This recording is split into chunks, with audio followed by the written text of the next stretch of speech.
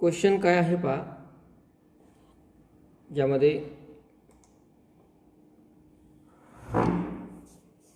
Integral definite integration मध्येच integral 0 to 2 pi square root of cos x multiplied by sin cube x into dx. Square root of cos x multiplied by sin cube x into dx.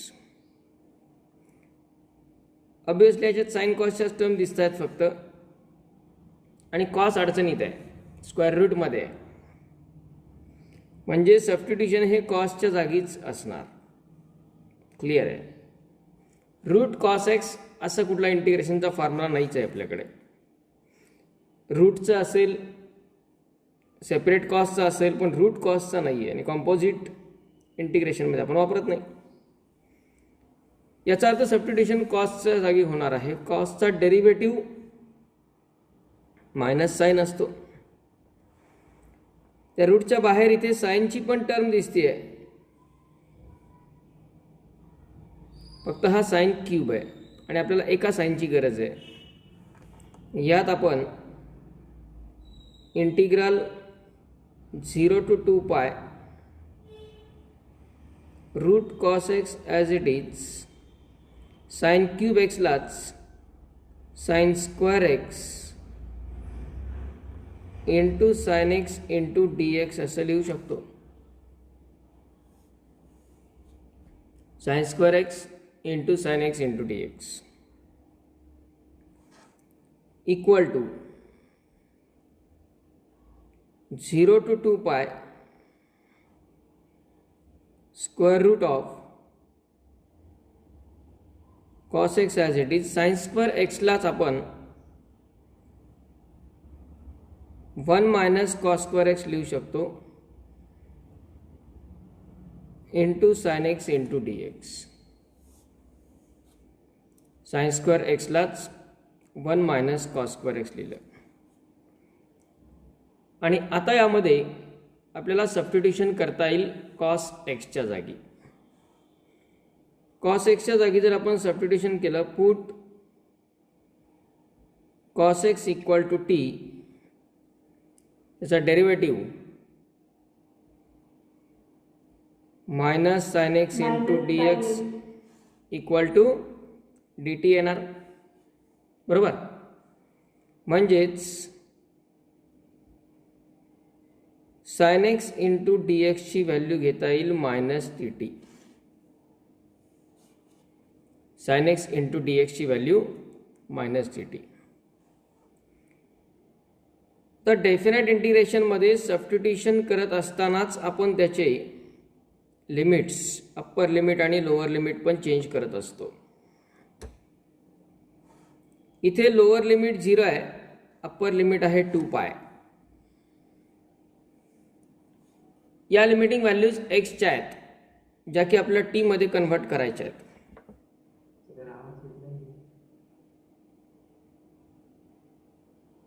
Yes,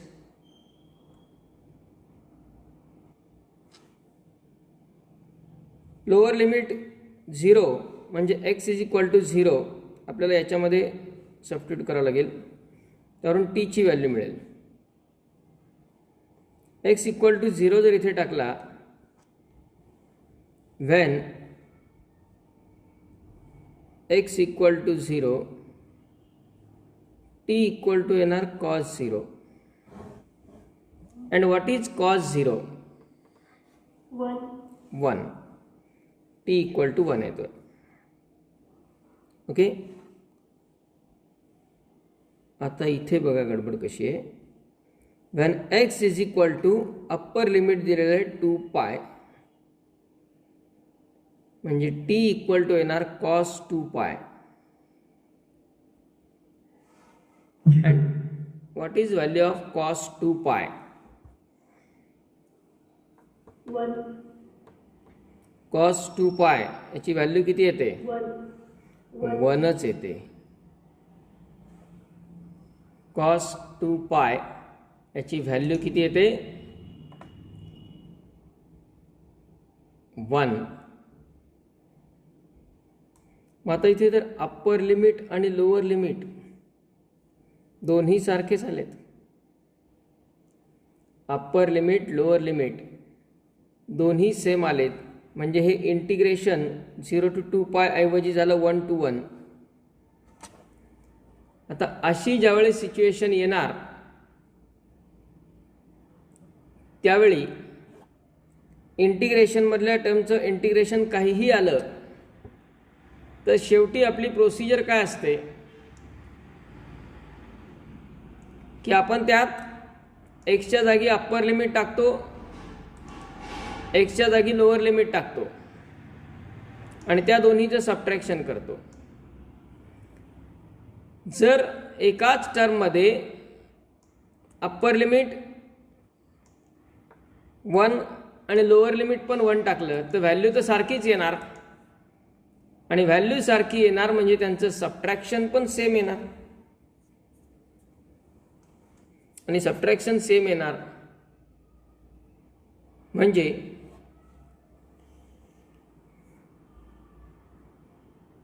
zero येणार. Answer 0 येणार. Getting दिस?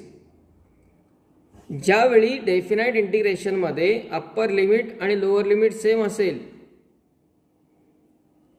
काय घडणार? Upper limit आणि lower limit जर same असेल तर इंटिग्रेशनची value 0च येणार. Upper limit आणि लोअर लिमिट जर सेम असेल तर इंटिग्रेशनची व्हॅल्यू 0च येणार.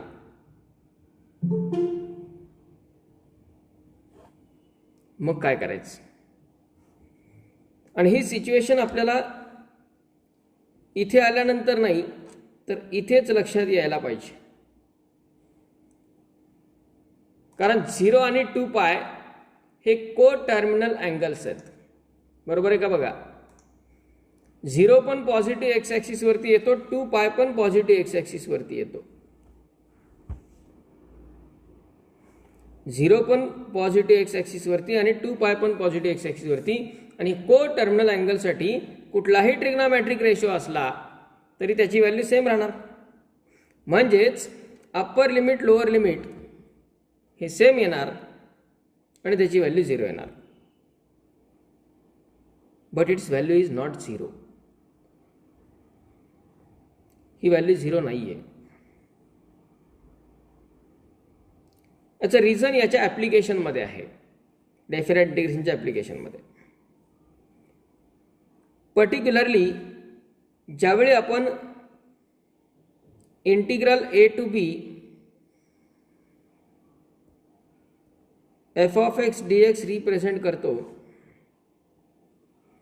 त्यावेळी ते इंटिग्रेशन म्हणजे नेमकं काय? तर ते function f of x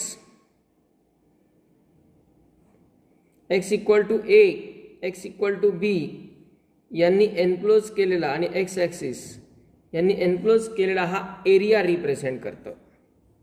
that is application of this definite integration. मग तो curve f of x x equal to a x equal to b आणि एक्स ॲक्सिस यांनी एनक्लोज केलेला हा जो एरिया आहे शेडेड पोर्शन, हा एरिया रिप्रेझेंट करतं हे इंटिग्रेशन. आता यात घडतंय काय? लिमिटिंग व्हॅल्यू आहे 0 to 2π. 0 आणि 2π सर्क्युलर फॉर्ममध्ये जरी एका ठिकाणी असले, जरी ते को टर्मिनल असले, तरी ज्यावेळी आपण ग्राफिकली त्यांना प्लॉट करू तेव्हा ते एका ठिकाणी नाही आहेत. म्हणजे इथे आपण जर रेफरन्स साइन वेव्ह आणि कोसाइन वेव्हचा घेतला, साइन वेव्ह आणि कोसाइन वेव्हचा,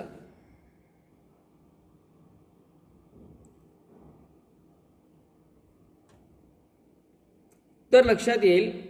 पहा, यासाठी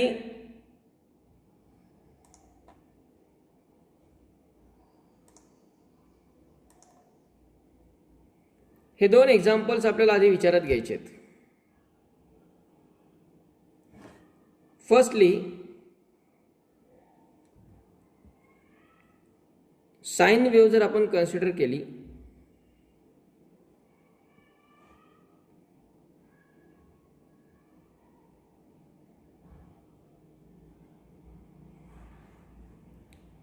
हा सपोज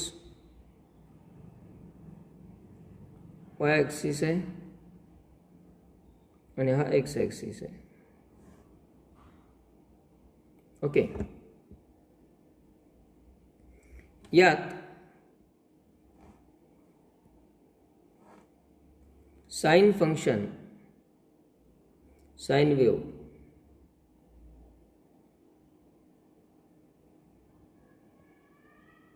या प्रकारे असते.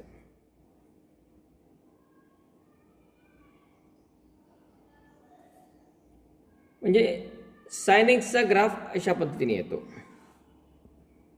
यात x इक्वल टू 0 इथे असेल π/2, इथे असेल पाय, इथे 3π/2 आणि शेवटी इथे येतो 2π. ही एक कंप्लीट सायकल असते. 0 to 2π मध्ये एक सायकल, एक पूर्ण रोटेशन कंप्लीट होतं आपल्याला माहित आहे. 0 to 2π मध्ये एक पूर्ण सायकल, एक पूर्ण रोटेशन कंप्लीट होतं. आता जर आपण इंटिग्रल, आपला समजा हा एरिया फाइंड करायचा आहे.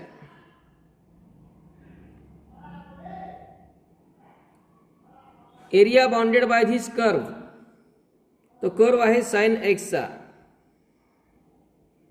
आणि लिमिटिंग व्हॅल्यूज आहेत 0 to 2π. हे जर आपण इंटिग्रल फाइंड केलं 0 to 2π, साइन एक्सचं इंटिग्रेशन काय? साइनचं इंटिग्रेशन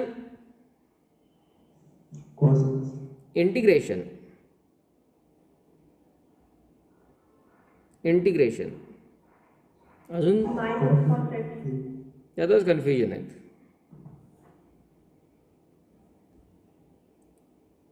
लिमिट्स फ्रॉम 0 to 2π. यात अप्पर लिमिट जर टाकलं तर minus cos 2π, minus lower limit जर टाकलं तर मायनस cos 0. बरोबर आहे, डेफिनेटच्या रूलनुसार मायनस cos x आहे, मायनस cos 2π आणि लोअर लिमिट आपण सबट्रॅक्टच करत असतो म्हणून हा मधला मायनस cos 0 किंवा तो मायनस आपण आधीच बाहेर काढून ठेवला तरी चालते. cos 2π ची व्हॅल्यू cos 2π 1 मायनस इंटू हा मायनस म्हणजे प्लस येणार आणि cos 0 ची व्हॅल्यू 1 आणि -1 + 1 किती आला? 0. या इंटिग्रेशनची व्हॅल्यू 0 आहे, याचा अर्थ हा एरिया 0 आहे.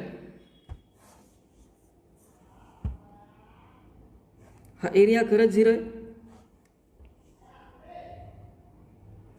हा कर्व आणि एक्स ॲक्सिस यांनी काहीच पोर्शन ऑक्युपाय केला नाही का? केलाय. प्रॅक्टिकली हा एरिया 0 नाहीये, पण थिअरॉटिकली या इंटिग्रेशनची व्हॅल्यू 0 येते. याचा अर्थ याला काहीतरी डिफरंटली विचारात घ्यावं लागेल, कारण इंटिग्रेशनची व्हॅल्यू 0 येते पण हा एरिया 0 नाहीये. त्यामुळे हे लक्षात घ्या, 0 to 2π ज्यावेळेस को टर्मिनल अँगल येतात, ज्यावेळेस पूर्ण सायकल रिप्रेझेंट केली जाते. पर्टिक्युलरली हा प्रॉब्लेम फक्त साइन कॉस या दोन्हीसाठी जास्त प्रमाणात समोर येतो. मग अशा वेळी काय करायचं असतं?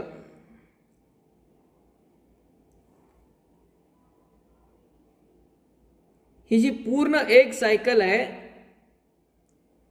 ती पूर्ण एक सायकल दोन इक्वल पार्ट मध्ये डिव्हाइड झालेली आहे. ती म्हणजे 0 to पाय पासून एक हाफ सायकल आणि पाय पासून 2 पाय पर्यंत एक हाफ सायकल. 0 to 2 पाय ही पूर्ण सायकल 2 हाफ सायकल मध्ये कन्वर्ट झालेली आहे. 0 to पाय पासून हे हाफ सायकल, हा एरिया आणि हा एरिया सेम आहे. म्हणजे जर आपण फक्त एवढाच एरिया फाइंड केला 0 to पाय पर्यंतचा आणि त्याला 2 न मल्टिप्लाय केलं, एवढाच एरिया फाइंड केला आणि त्याला 2 न मल्टिप्लाय केलं, तर आपल्याला ॲक्च्युअल पूर्ण एरिया मिळू शकतो. याला पॉझिटिव्ह हाफ सायकल आणि निगेटिव्ह हाफ सायकल असं म्हटलं जातं साइन वेव्हमध्ये. You may have studied in the physics also. 0 to पाय ही पॉझिटिव्ह हाफ सायकल, याचा एरिया फाइंड करायचा आणि त्याला 2 न मल्टिप्लाय केलं की आपला पूर्ण सायकलचा एरिया मिळू शकतो. म्हणजेच आपण आता ह्या इंटिग्रेशनला काय करणार, इथे 0 to 2 पाय ऐवजी 0 to पाय घेणार आणि 2 न मल्टिप्लाय करणार. म्हणजे इथे 0 to पाय येणार, इथे 2 न मल्टिप्लाय. आता आपण लिमिटिंग व्हॅल्यूज टाकू. वाटल्यास 2 आहेच आहे बाहेर, तर मायनस पण बाहेर काढून घ्या, म्हणजे ते कन्फ्युजन होणार नाहीत. -2 आउटसाइड, cos x राहिला, -2 in bracket, upper limit cos pi minus lower limit cos 0, -2 into cos पायची व्हॅल्यू -1 मायनस cos 0 ची व्हॅल्यू -1 -1 -2 इंटू -2, एरिया येतो 4.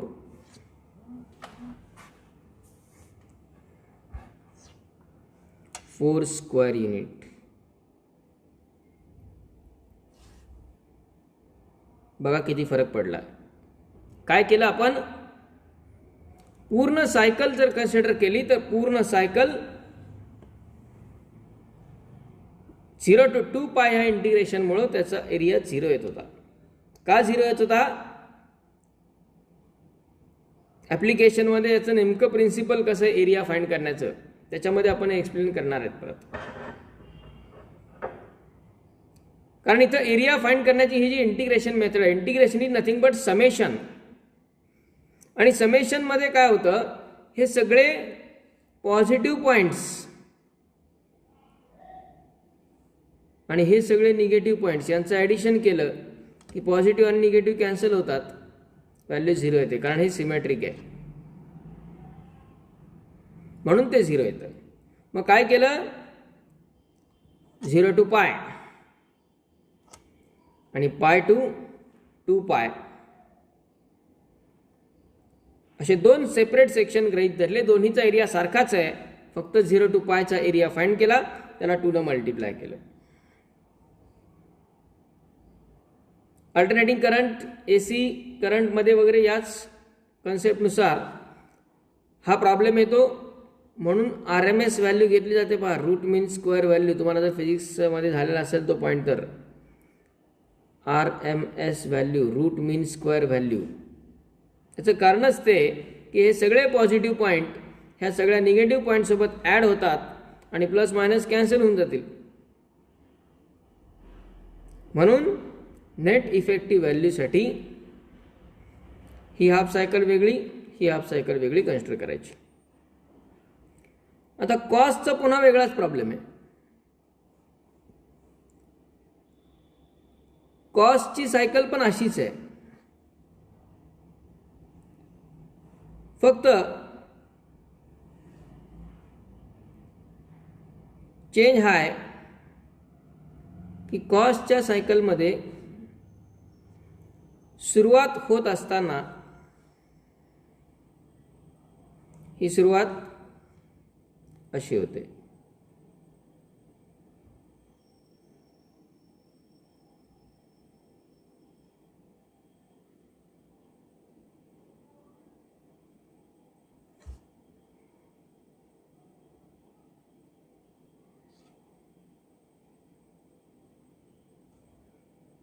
आणि मग इकडे पुढे जातो.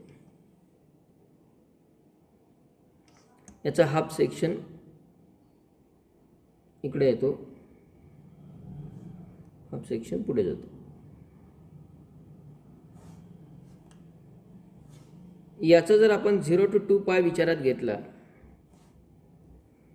तर इथे 0 आणि इथे असतो 2 पाय.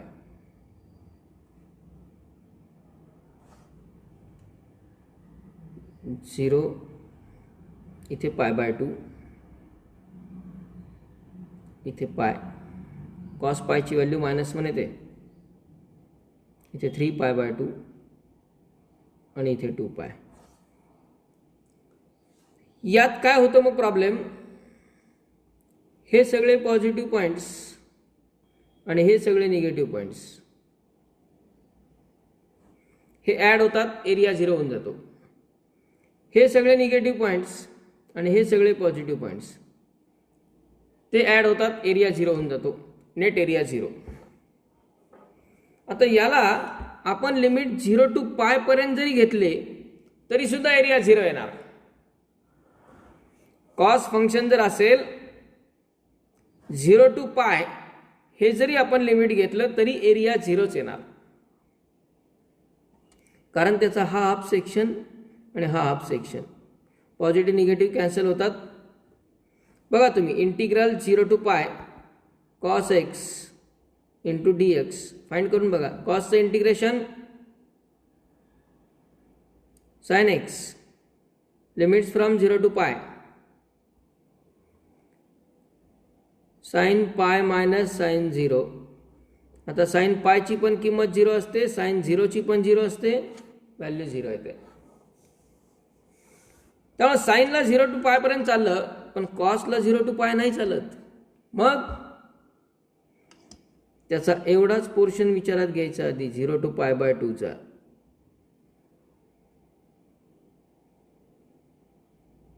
आणि एवढाच एरिया फाइंड करून त्याला 4 न मल्टिप्लाय करायचं, कारण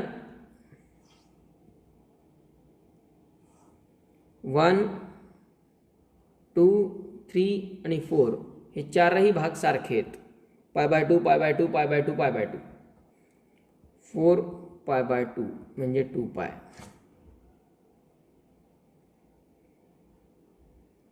याला फक्त 0 to π/2 लिमिट घेऊन 4 न मल्टिप्लाय करावं लागतं, म्हणजे 0 to π/2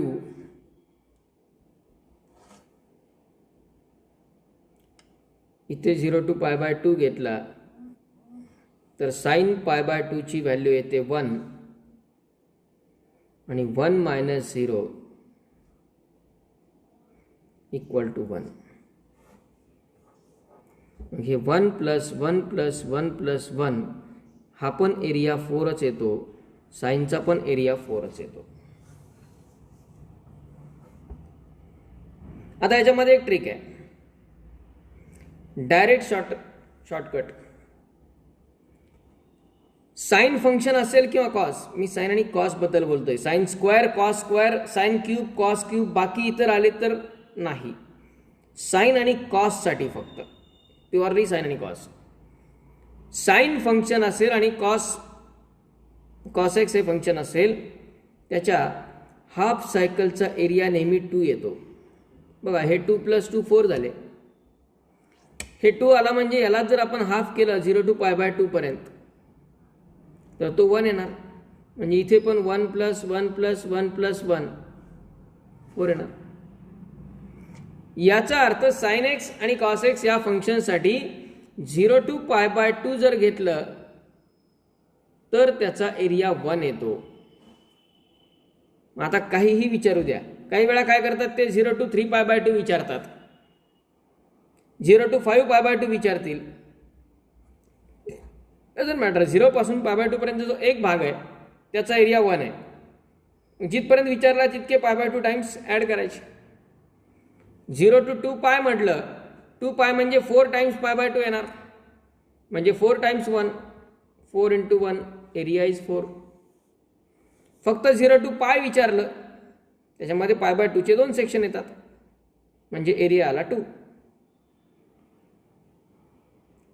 ओके, या प्रकारे हे साइन एक्स कॉस एक्स यांचे एरिया फाइंड करावे लागतात. Okay, now what about this example. या एक्झाम्पलमध्ये पण अप्पर लिमिट लोअर लिमिट सारखं आलंय, ते येणारच होतं कारण 0 to 2 पाय दिलंय. याला आपण काय करू मग, लिमिटिंग व्हॅल्यूज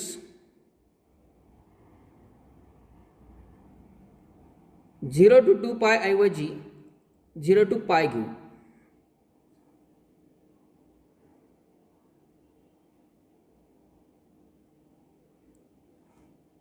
ॲक्च्युली ते 0 to पायच आहे, 2 पाय झालेलं आहे, पण त्या करेक्शनमुळं एक कन्सेप्ट कळाली. आणि इथे जर 0 to पाय असेल तर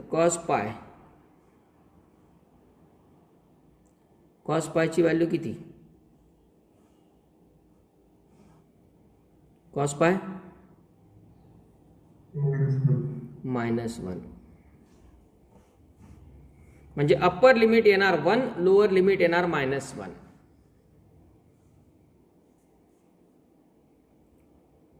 -1 to 1. मग इंटिग्रल काय येईल बघा, इंटिग्रल -1 to 1. आता कॉस एक्सच्या जागी आपण टी टाकणार प्रत्येक ठिकाणी. इथे कॉस एक्स आहे, टी टाकला, इथे टी टाकला, आणि साइन एक्स डी एक्स म्हणजे -dt. ओके, काय येईल मग, square root of T into 1 - t². Sine X D X म्हणजे -dt. ओके, यात आपण काय करू, -1 to 1 रूट टीलाच आपण t⁻² लिहू शकतो इन ब्रॅकेट. तो मायनस बाहेर घ्या किंवा बाहेर घेण्यापेक्षा तो इथंच ब्रॅकेटला मल्टिप्लाय करा, म्हणजे t² - 1 येईल इंटू dt. आता या t⁻² न ब्रॅकेटला मल्टिप्लाय केलं तर काय होईल, -1 to 1 t⁻² इंटू t². आता तो पूर्ण अल्जेब्रिक मध्ये कन्वर्ट झालाय क्वेश्चन. t² इंटू t⁻² काय येणार,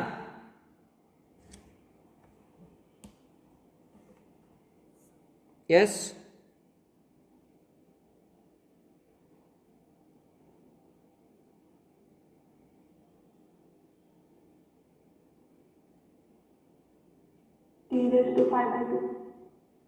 बेस सेम है, इंडेक्स एडिशन 2 + 1/2 5/2, आणि परत t⁻² -1 ला मल्टिप्लाय केलं, -t⁻².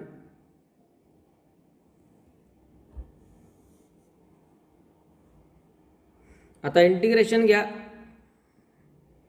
इंटिग्रेशन घेतलं तर काय होईल, t⁻² चं इंटिग्रेशन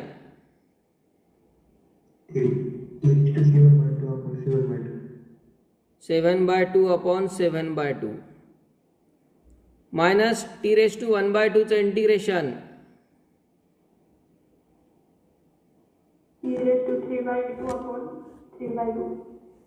3/2/3/2.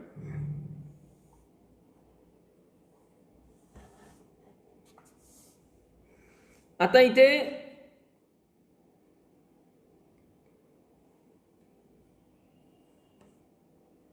लिमिटिंग व्हॅल्यूज -1 to 1 आलेल्या आहेत आपल्या. परत या -1चा प्रॉब्लेम. रेस टू 1/2 म्हणजे स्क्वेअर रूट, आणि स्क्वेअर रूटमध्ये निगेटिव्ह नंबर तर येऊ शकत नाही.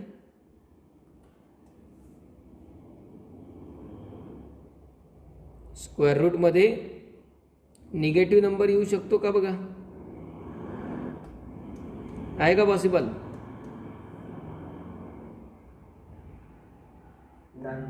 नाही. स्क्वेअर रूटमध्ये म्हणजे कुठे कुठे काय काय व्हेरिएशन्स हे लक्षात घ्या. 0 to 2π असण्याचा काय इफेक्ट होता. आता 0 to π घेतला आपण, त्याला हाफ केला अजून, पण त्या 0 to π पण इफेक्ट जसं आत्ता आपण पाहिलं कॉसच्या ठिकाणी येत होता, म्हणून आपण त्याला 0 to π/2 करून मग 2 न मल्टिप्लाय वगैरे करू शकतो. तसं या ठिकाणी आपण फक्त 0 to π घेतला, -1 to 1 ठीक वाटलं आपल्याला, पण तो -1 शेवटी त्रास देणार आपल्याला लिमिट व्हॅल्यू टाकताना. जरी ते ट्रिग्नोमेट्रीमधून अल्जेब्रिकमध्ये कन्वर्ट झालेलं असलं तरीही इथे त्याचा इम्पॅक्ट आहे. मग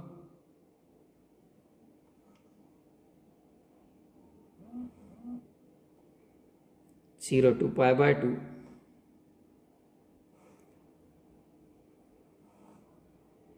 आणि इथे जर π/2 असेल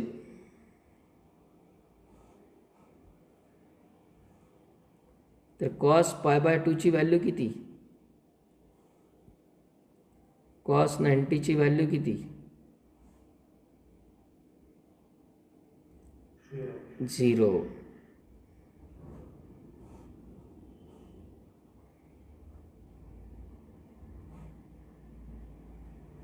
म्हणजे 0 0 0 आणि इथे लिमिटिंग व्हॅल्यूज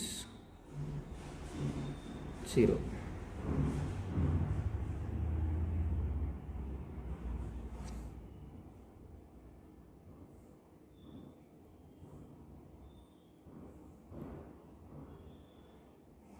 पहा आता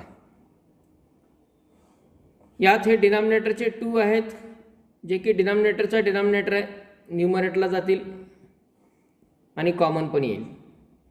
2 कॉमन घेतला, ब्रॅकेटमध्ये राहिलं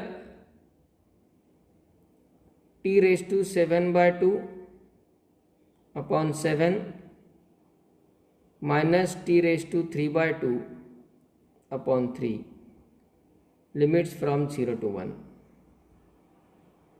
आता यात लिमिट जर टाकले, अप्पर लिमिट म्हणजे टीच्या जागी 1 टाकला, 1/7 मायनस 1/3, आणि लोअर लिमिट जर टाकले तर दोन्ही 0 होणार आहेत. अप्पर लिमिट पण 0 आणि लोअर लिमिट पण 0. अप्पर लिमिट टाकलं, लोअर लिमिटच्या दोन्ही व्हॅल्यू 0⁻7/2 आणि 0⁻3/2. Okay.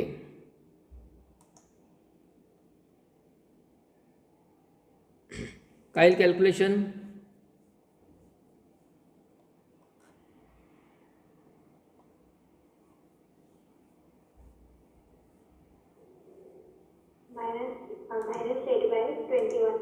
-8/21 equal to 2 into 3 - 7 upon 21 -4 येईल, -4 into 2 -8 upon 21. ओके. म्हणजे हे फक्त लिमिटिंग व्हॅल्यू चेंज होण्याचे काय काय इफेक्ट होत आहेत हे लक्षात घ्या.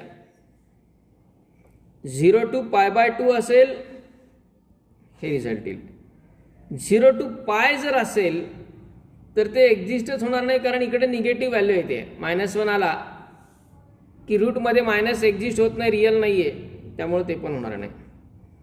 आणि 0 to 2 पाय जर असेल then its answer will be 0. 0 to 2 पाय असेल आन्सर विल बी 0. आणि 0 to 2 पाय असताना आन्सर 0 त्याचं इथेच येऊन जातं, पुढचं काहीच करण्याची गरज पडत नाही. आता तो एरिया म्हणून विचारलेला नाहीये, त्यामुळं न्यूमरिकली त्याचा आन्सर आपल्याला 0 लिहिता येईल.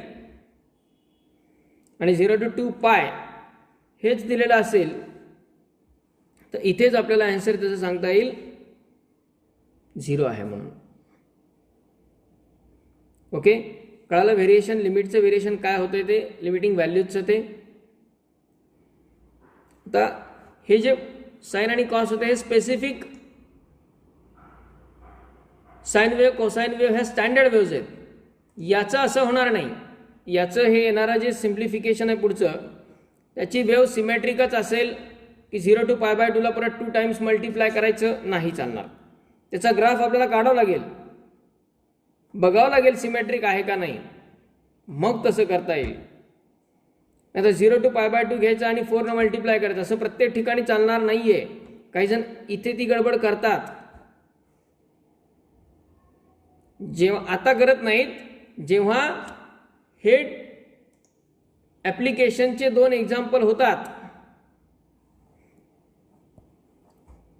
तेव्हा फिक्स ही गडबड करतात. 0 to 2 पाय आला की त्याला 4 टाइम्स π/2 करतात किंवा 2 टाइम्स पाय करतात आणि आन्सर लिहितात.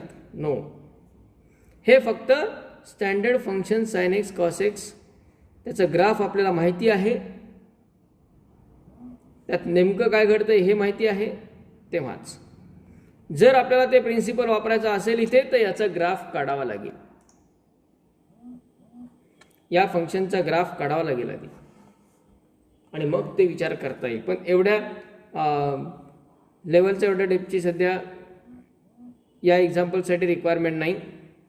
यात बेसिकली 0 to 2 पाय आणि 0 to 2 पाय असेल तर दोन्ही लिमिट सारखे येतात, म्हणजे इथेच आपण आन्सर त्याचं 0 सांगू शकतो. किंवा जे प्रॉपर ऑब्झर्वेशन आणि प्रॅक्टिसवाले पर्सन्स आहेत ते इथेच सांगू शकतात 0 to 2 पाय असेल तर त्याची व्हॅल्यू 0 येते, पुढं इथून पण सोडवायची गरज नाही.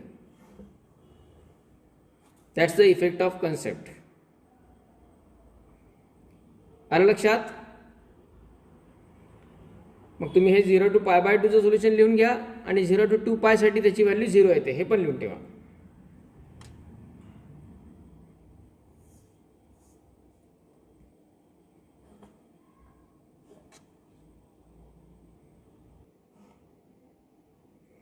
नेक्स्ट मध्ये काय दिलेलं पहा, integral -1 to 1 upon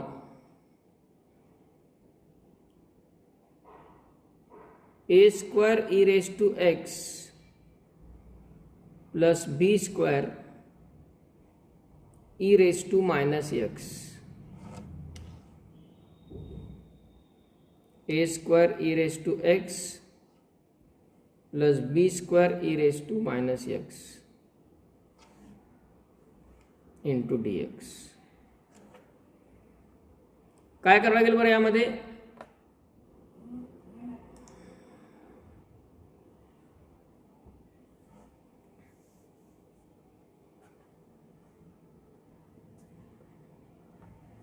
Yes. Multiply each term by e⁻x.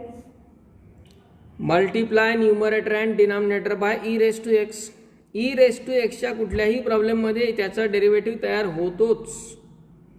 e⁻x चा डेरिव्हेटिव्ह e⁻x असतोच, आणि त्यात जर e⁻−x दिसला तर काही प्रॉब्लेमच नाही.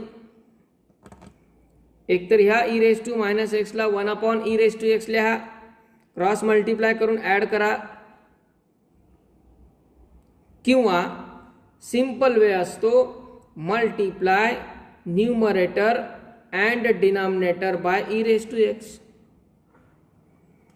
न्यूमरेटरला जर ई रेस टू एक्सनी मल्टिप्लाय केलं तर न्यूमरेटरला ई रेस टू एक्स येणार. डिनॉमिनेटरला ए स्क्वेअर तसाच या ई रेस टू एक्सला जर ई रेस टू एक्सनी मल्टिप्लाय केलं तर ई रेस टू एक्सचा स्क्वेअर होईल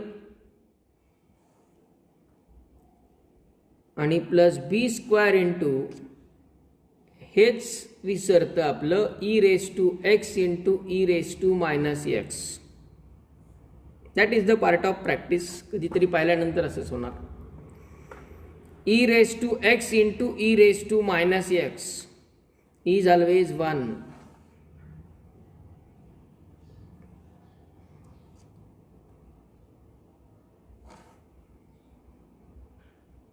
बेस सेम आहे. इंडेक्सचं addition x minus x 0, e raise to 0ची value 1 किंवा ई रेस टू मायनस एक्सलाच घातांकाच्या नियमानुसार 1 ई रेस टू एक्स लिहिता येतं. या सिंपल फंडामेंटल थिंग्स आहेत. आता इथे ई रेस टू एक्सची टर्म आली आहे डिनॉमिनेटरला आणि त्याचा डेरिव्हेटिव्ह पण आहे ई रेस टू एक्स. म्हणजे सबस्टिट्यूशन काय करता येईल? e raised to x equal to t. E raise to x equal to t differentiate केला e raise to x into d x equal to d T.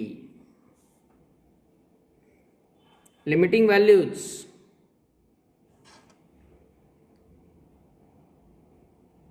when x equal to -1, x equal to जर -1 लिहिला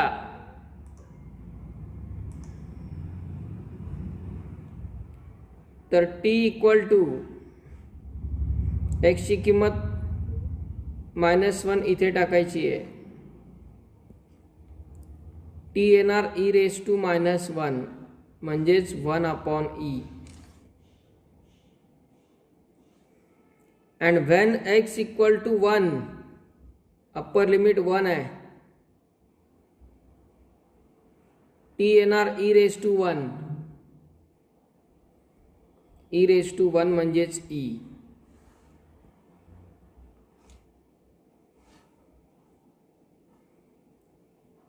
आणि मग integration काय? इंटिग्रेशनची term limit आता -1 to 1 ऐवजी 1/e to e.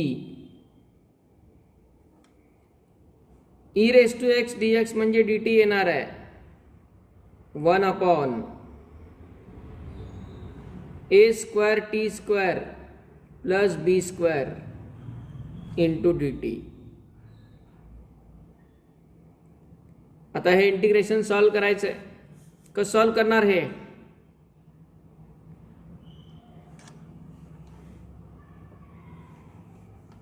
Integral का solve होईल हा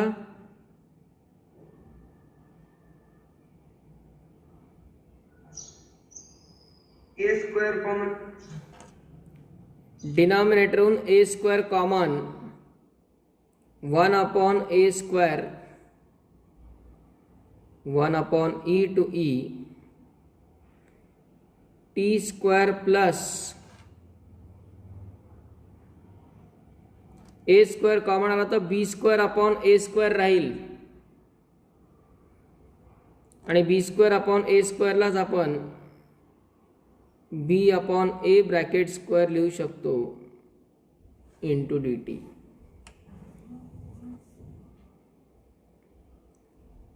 1/a स्क्वेअर कॉन्स्टंट तसाच. आणि आता इंटिग्रेशन 1 कुठला फॉर्म्युला आहे हा?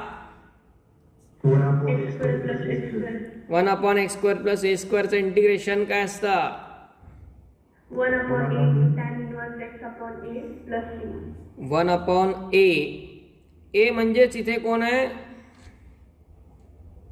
b upon a bracket square. नाही, तो ए स्क्वेअर झाला. ए म्हणजे b upon a. b upon a. 1/a tan inverse of x म्हणजेच t upon B upon A. B upon A.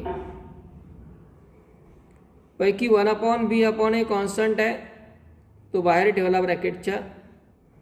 Limits from 1 upon e to E.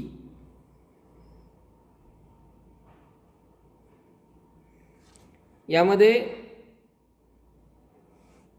हा एक ए cancel झाला, म्हणजे term आली 1 upon A be in bracket. आता हा ए न्यूमरेटला जाणारच आहे. ए न्यूमरेटला जाईल ए टी अपॉन बी. यात अप्पर लिमिट जर टाकलं तर टर्म येईल